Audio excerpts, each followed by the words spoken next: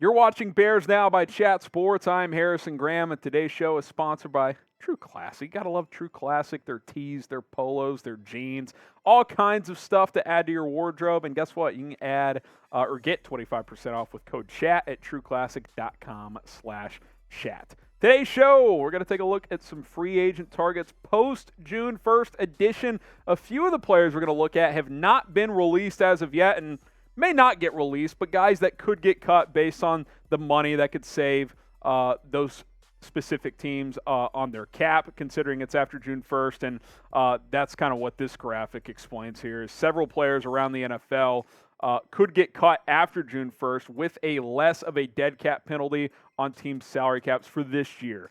We've seen that in the past, right? Like Tariq Cohen was a post-June 1st cut, Danny Trevathan, et cetera.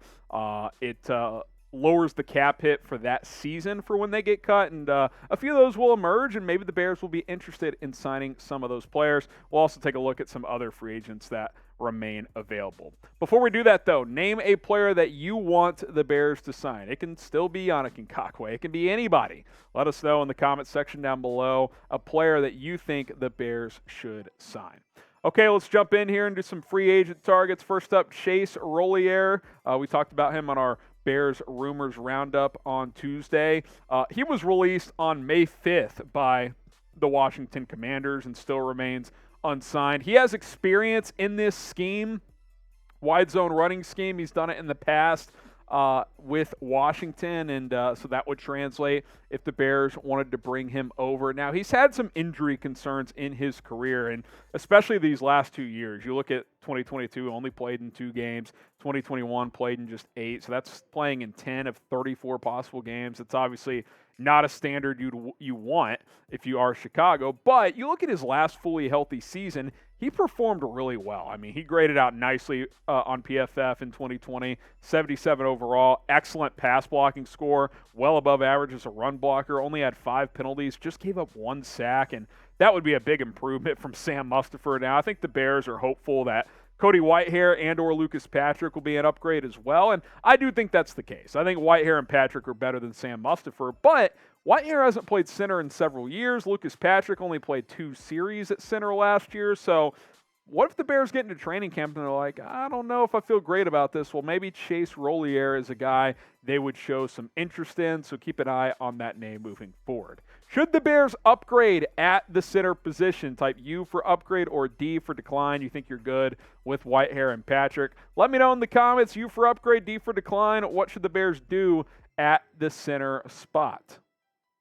Next up is Kendall Fuller, and full disclosure, these next 4 guys are players who are not free agents as of now, but theoretically could get cut by their teams. Now, if Washington were to cut Kendall Fuller, it would save them $8.5 million, so that could happen, right? Now, Kendall Fuller played well last year for the Commanders and has been good for them since he signed, I think 3 years ago, signed a 4-year, $40 million deal. He's played well. I actually like where the Bears sit at corner, but what if that second outside spot, maybe they don't feel Tyreek Stevenson is ready. They want to keep Kyler Gordon at nickel, Kendall Vildor, you want to upgrade there. Maybe you give Stevenson like a redshirt year, and if Kendall Fuller were to get cut, you could sign him to a 1-year contract. Again, he obviously has to get let go first, but obviously his brother Kyle played here as well. I would be interested in this possibility if he were to become a free agent. Something I'm absolutely interested in, and beyond interested, I have put it into motion, is rocking True Classic clothes. Their shirts, their polos, very comfortable, and it's a perfect Father's Day gift. With Father's Day almost here, dads have plenty of ties. They've got tools in the garage, baggy T-shirts. Give your dad, your father figure, whoever, the gift of looking good and feeling good with True Classic. They've changed my wardrobe game. They can do that for you and your dad as well. Ultra soft tees are fitted in all the right places with True Classic with just enough room where you need it. You never want to wear anything else, but True Classic isn't just about T-shirts. They have everything you need to build up your wardrobe, from button-downs to Henleys and to polos as well. True Classic also has a line of stylish jeans and chinos and a collection of activewear that's perfect for anyone who wants to stay comfortable while staying active. And if you're not completely satisfied with your purchase, True Classic offers a 100% risk-free guarantee and easy returns. With affordable prices and high-quality clothing, True Classic is a no-brainer for anyone looking to upgrade their wardrobe. Don't settle for anything less than the best. Go ahead and get going with True Classic today. So when you check out, use code CHAT. Get yourself 25% off at trueclassic.com/chat. Code CHAT for 25% off. That link is in the description and comments of this video. Show your pops some love this Father's Day. Easy and comfortable gifts for your dad with True Classic.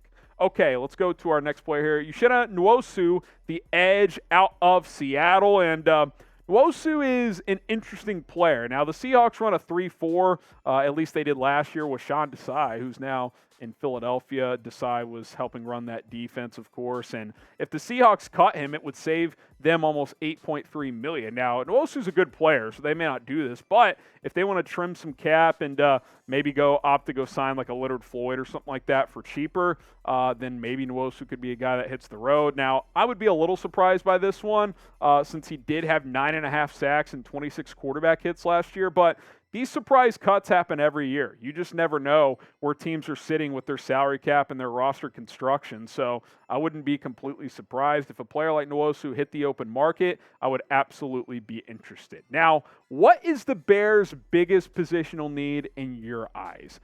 I think it's pretty clearly edge, but maybe you think it's a different position. Let me know in the comment section down below the Bears' biggest positional need. You can always beef up that defensive line even more, and Mike Purcell is a guy that could be available. Denver spent a lot of money this offseason. Maybe if they want to save a little bit, cutting Purcell could make some sense. That would save the Broncos $3.5 million. Rotation defensive tackle, and look, you could add to this rotation, right? You added Andrew Billings, you drafted Gervon Dexter, and Zach Pickens. Purcell could rotate in there as well. Certainly would not be closed off to that idea if he were to become available. Kevin Dotson, the offensive guard from the Pittsburgh Steelers, is next up here as he could be a cap casualty in Pittsburgh. He saves them almost $3 million, $2.74 million. It doesn't look like he's going to start, but he has starting experience. And again, you look at the Bears' offensive line. He wouldn't start here either, but who's your best backup guard right now? Lucas Patrick, who's also probably your backup center. And keep in mind, Lucas Patrick was the second worst graded guard last year, which is the position he played to start the year. I know he was playing with a broken hand, but still, he was bad. He played better in those couple of series at center before he had a season-ending injury, but Jatiri Carter, hopefully he steps up, 7th-round pick from last year. Maybe Leatherwood or Borum kicks inside and can handle. My point is, you could use a rotation guard. I don't think there's any doubt, and Dotson's a guy that has some experience and has played at a decent level. Now, subscribe to Bears Now. We're trying to get to 67,000 subscribers. We're less than 100 away.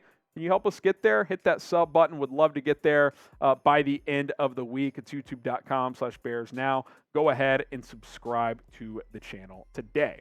Okay, let's take a look at some edge rushers. We've hit a lot of these guys in the past. We haven't talked a ton about Dawuane Smoot, though, who has been with the Jacksonville Jaguars, and we probably should talk about him more. I saw NBC Sports Chicago mention him, and his name's been bouncing around. He's been consistent, right? Last 4 years, 5 or more sacks. Not the best run stopper. He's kind of just a bigger but less, I guess, pass rushing ability than Yannick Ngakoue. He's not a great run stopper, but he's going to get you 5 to 6 sacks as a rotation rusher. You could certainly use that on this team. If you sign any of these guys and they give you 5 or more sacks, that would be an upgrade from what you had last year, considering Jaquan Brisker led the team as a rookie safety with 4 sacks. Next up is, guess who? Yannick Ngakoue. Listen, we can only say so many different things without saying the same thing when it comes to Ngakoue. I get he's flawed. I get he's not a great run stopper. Maybe something's off considering he keeps bouncing around teams. But you know what? He gets home to the quarterback. 8 or more sacks in all 7 years of his career. 9.5 last year, 10 the year before. I get his pressure rate went down last year, but he still found a way to get home. Even if he only gave you 5 or 6 sacks, again, that is an upgrade from what you've had. I would absolutely sign this guy in a heartbeat. Next up is Jadeveon Clowney, kind of on the opposite end of the spectrum. Inconsistent as a pass rusher, but a damn good run stopper. He's still great against the run. Just 2 sacks last year, but 9 the year before. So how about you meet me in the middle? 5 sacks? Give me 5 sacks. Give me some good run-stopping production. I'm in. 1-year deal. Let's go. Get Jadeveon Clowney to Chicago. All these guys bring us a little bit something different to the table, but at the end of the day, they're all upgrades from what you've had at the edge spot in the past year. Leonard Floyd, bring Chicago's finest home? Maybe. He's been more of a 3-4 guy in his career, which obviously he was drafted to be in Chicago and has always been a great run stopper, but he evolved as a pass rusher when he went to the Rams. Now, it helps when you get to play with Aaron Donald and guys of that caliber, but 29 sacks in 3 seasons out west, again, even if he gives you just 5 sacks in his run-stopping ability, I'm in. Like, I'm going to be consistent with it, guys. Like, I'm not expecting 10 sacks from Leonard Floyd. Can you give me 5 or 6 and good run-stopping production? He's only 30 years old. I think that is very much within the realm of possibility for what he can bring to the table. Pick an edge out of these 4 guys. Who would you like to see in Chicago? Type DS for Dawuane Smoot. Type YN for Yannick Ngakoue. JC for Jadeveon Clowney. Or you can type LF for Leonard Floyd. Let me know in the comments below who you would like to see the Bears sign. Maybe you want Frank Clark. Type FC if you want Frank Clark. Listen, Frank Clark is a proven postseason player. He's also been solid in regular seasons, albeit he didn't quite live up to expectations in that regard based on his contract with the Chiefs. Now, there's some rumblings that Kansas City and Clark might reunite. They might end up keeping him after all. We'll see what happens there. Chris Jones has been recruiting him to return to Kansas City, but regardless of if it's Clark, Ngakoue, Leonard Floyd, I don't really care. You look at this defensive line depth chart, you tell me, Rasheem Green or Leonard Floyd? I'll take Leonard Floyd. You tell me, Travis Gibson or Yannick Ngakoue? I'll take Yannick Ngakoue. I think Gibson and Robinson can have roles. I think Rasheem Green can have a role as a rotation guy. I do think DeMarcus Walker will be one of your starters, but you can add more. There is not a ton of depth at this position. Adding 1 or 2 edge rushers is completely reasonable if you are the Chicago Bears.